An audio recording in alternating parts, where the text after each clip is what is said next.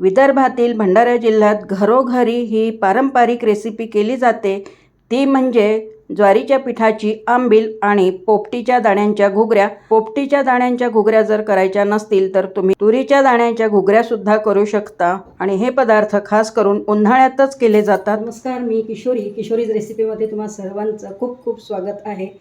आज आपण बघणार आहोत विदर्भातील भंडारा जिल्ह्यातील फेमस अशी आणि खूप पारंपरिक रेसिपी आहे. तर ज्वारीच्या पिठाची आंबील आणि पोपटीच्या घुगऱ्या. तर हे ज्वारीचं पीठ मी काल भिजवून ठेवलेलं होतं. छान असं मुरलेलं आहे, आंबलेलं आहे हे पीठ. बघू शकता तुम्ही, मस्त असं आंबलेलं आहे. तर ह्या ज्वारीच्या पिठाची आपण आंबील तयार करणार आहोत आणि त्यासोबत खायला म्हणून पोपटीच्या दाण्यांच्या घुगऱ्या करणार आहोत. तर हे पोपटीचे दाणेसुद्धा मी तुम्हाला दाखवलेच, काल आपण भिजत टाकलेले होते आणि आता मी कुकरला वाफवून घेतलेले आहेत 4 ते 5 शिट्ट्या काढून. तर मस्त असे हे वाफवले गेले आहेत, बघू शकता, छान झालेले आहेत. आता आपण बघणार आहोत आंबील कशी करायची आणि त्यासोबतच मी घुगऱ्या पण फोडणी टाकणार आहे. तर त्याचीसुद्धा रेसिपी तुम्हाला दाखवते. मला दुसऱ्या दिवशी आंबील आणि घुगऱ्या करायच्या होत्या, तर त्यासाठी इथे मी पोपटीचे दाणे घेतलेले आहेत. 2 ते 3 पाण्याने स्वच्छ धुवून घ्यायचेत आणि मग त्यामध्ये पाणी घालून 7 ते 8 तास भिजवून घ्यायचे आहेत. तर 7 ते 8 तासामध्ये छान असे हे भिजले जातात. ज्वारीच्या पिठाची आंबील करायची आहे, तर त्यासाठी सुद्धा मी इथे ज्वारीचं पीठ घेतलं आहे एका भांड्यामध्ये आणि पाणी घालून ते सुद्धा भिजवून घेतलेलं आहे.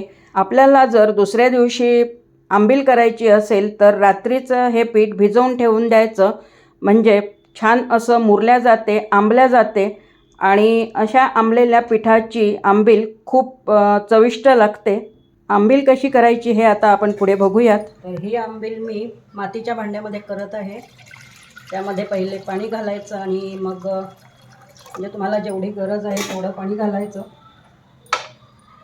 चवीनुसार त्यामध्ये थोडं मीठसुद्धा घालायचं आहे आणि पाण्याला उकळी येऊ द्यायची आहे.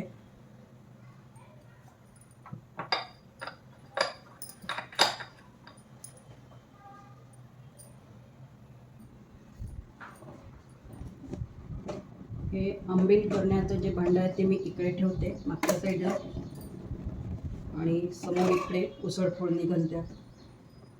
तर तोपर्यंत पाण्याला सुद्धा इथे छान उकळी येईल. त्याच्यानंतर मग त्यामध्ये मी पीठ घालणार आहे ज्वारीचं, जे भिजवून ठेवलेलं आहे.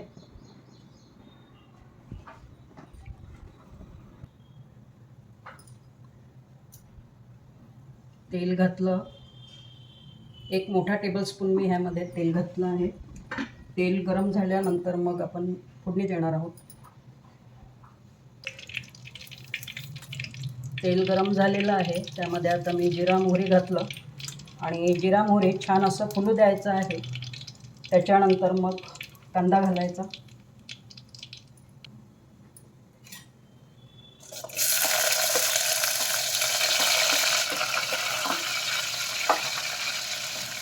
कांदा आणि कढीपत्ता घातला.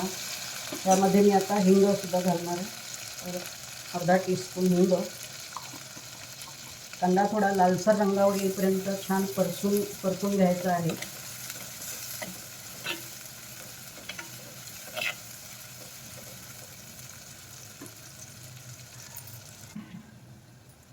कांदा परतून झालेला आहे. यामध्ये आता मी आले लसूण पेस्ट घातली आणि ही आले लसूण पेस्ट घातल्यानंतर सुद्धा छान अशी परतून घ्यायची आहे, म्हणजे कच्ची राहिली नाही पाहिजे.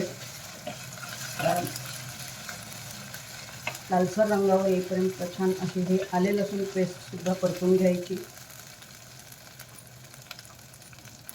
त्यामध्ये आता मी हा चिरून घेतलेला टोमॅटो घातला. गॅसची फ्लेम कमी ठेवायची, म्हणजे मसाला जळणार नाही. आता ह्यामध्ये मी चवीनुसार तिखट, हळद, धणे जिरे पावडर आणि अगदी थोडा मी काळा मसाला घातला आहे. चवीनुसार मीठ.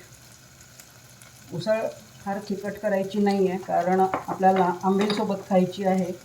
तर त्यामुळे ही उसळ जी आहे ती थोडी फिक्कीच बरी वाटते. आणि गॅसची फ्लेम अगदी कमी ठेवायची आहे, कारण मातीचं भांडं खूप गरम होते आणि मग त्यामुळे मसालेसुद्धा जळू शकतात.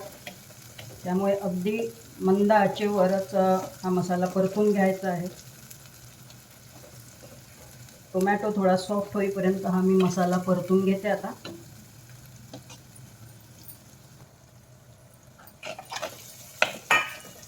मसाला व्यवस्थित असा परतला गेला आहे. त्यामध्ये आता हे उकळून घेतलेले पोपटीचे दाणे घातले.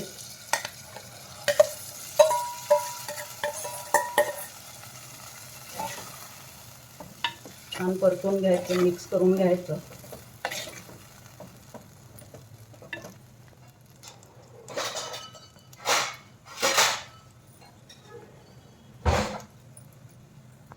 आता ह्यावर मी झाकण ठेवून 5 मिनिटं अगदी मंद आचेवर शिजवून घेणार आहे आणि मग आवश्यकतेनुसार थोडं पाणी घालायचं आहे ह्यामध्ये.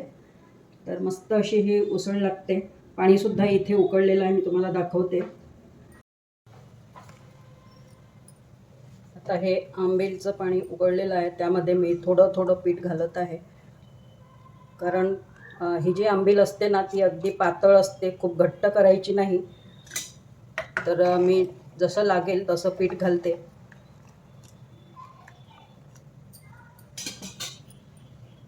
आणि अतिशय पौष्टिक अशी ही आंबील असते. उन्हाळ्यामध्ये तर करायलाच पाहिजे प्रत्येकांनी.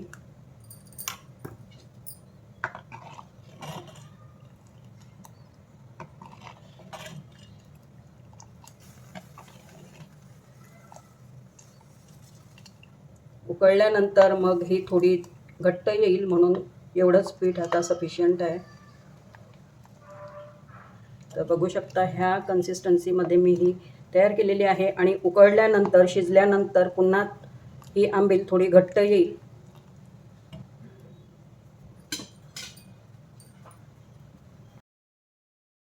पाच ते 6 मिनिटामध्ये ही आंबील छान अशी शिजलेली आहे.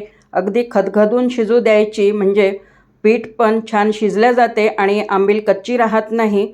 तर मस्त अशी ही आंबील तयार झालेली आहे. छान अशी ही आंबील शिजलेली आहे. आणि ही मातीचं जे भांडं आहे ना, ते खूप गरम असल्यामुळे ही उकळी जाण्याचा प्रयत्न करत आहे. मी गॅस बंद केलेला आहे, पण भांडं खूप गरम असते ना, त्यामुळे मग लगेच उकळी जाऊ शकते, म्हणून मी सतत असं ढवळत आहे याला. तर मस्त अशी ही ज्वारीच्या पिठाची आंबील तयार झालेली आहे. आणि घोगऱ्यासुद्धा शिजलेल्या आहेत, त्या पण मी तुम्हाला दाखवते. आणि ह्या बघा, आपल्या पोपटीच्या घोगऱ्या पण तयार झालेल्या आहेत. मी गॅस बंद केलेला आहे आणि ह्यामध्ये मी अजिबात पाणी घातलं नव्हतं. तर तेवढ्याच ह्याच्यामध्ये छान अशा ह्या घोगऱ्या शिजलेल्या आहेत. पोपटीच्या दाण्याऐवजी तुम्ही तुरीच्या दाण्यांच्या सुद्धा घोगऱ्या करू शकता. आणि ह्याची रेसिपी मी तुमच्यासोबत ऑलरेडी शेअर केलेली आहे. वरून हिरवी कोथिंबीर. मस्त अशा ह्या पोपटीच्या दाण्यांच्या घोगऱ्या तयार आहेत. आणि इकडे आपली ज्वारीच्या पिठाची आंबीलसुद्धा तयार आहे. दोन्ही पदार्थ खूप चविष्ट आणि पौष्टिकसुद्धा आहेत. आणि उन्हाळ्यात तर प्रत्येकानेच ज्वारीच्या पिठाची आंबील करायला पाहिजेत, कारण शरीराला थंडावा देते ही आंबील. आणि मातीच्या भांड्यात केल्यामुळे ह्या पदार्थांची चव जास्त चांगली येते. तर खूप छान अशी ही ज्वारीच्या पिठाची आंबील आणि पोपटीच्या दाण्यांच्या घोगऱ्या आणि कांद्यासोबत खायच्यात. तर मस्त अशी ही रेसिपी झाली आहे. दोन्ही पदार्थ खूप छान झालेले आहेत. तुम्हाला हे दोन्ही पदार्थ कसे वाटलेले आहेत मला कमेंटमध्ये नक्की सांगा. आणि जर आवडले असतील तर लाईक, शेअर, सबस्क्राईब करायला विसरू नका. पुन्हा भेटूयात अशा छानशा नवीन इनोव्हेटिव्ह किंवा मग जुन्या पारंपरिक पदार्थांसोबत. तोपर्यंत मस्त खा, स्वस्थ राहा. धन्यवाद. आणि तुम्हीसुद्धा नक्की करून बघा ह्या ज्वारीच्या पिठाची आंबील आणि पोपटीच्या दाण्यांच्या घोगऱ्या.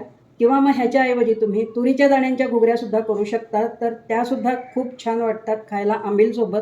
आणि ह्या रेसिपीज ज्या आहेत ना दोन्ही पण, तर खास करून उन्हाळ्यामध्ये आणि खेडेगावांमध्ये पहिले खूप करायचे, आतासुद्धा करतच असतील. पण खूप पौष्टिक आणि चविष्ट असे हे दोन्ही पदार्थ आहे. आणि ह्या दोघांचेही कॉम्बिनेशन जे आहे ते खूप छान लागते. तर नक्की ट्राय करून बघा. रेसिपी बघितल्याबद्दल खूप खूप धन्यवाद.